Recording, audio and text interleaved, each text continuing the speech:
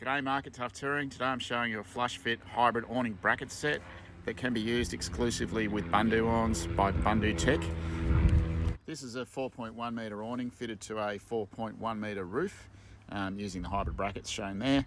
The reason it only fits with the Bundutec awning is because the last arm of the awning sits above the bracket, which is required to keep the awning that close to the van. This was a very difficult install as the awning itself does not have any installation points and had to be held up into the brackets and then drilled through accurately and then later bolted off afterwards while open as well, so we didn't punch holes through the canvas. We would definitely recommend that this install is completed by several persons, as you do need many hands to hold that awning open.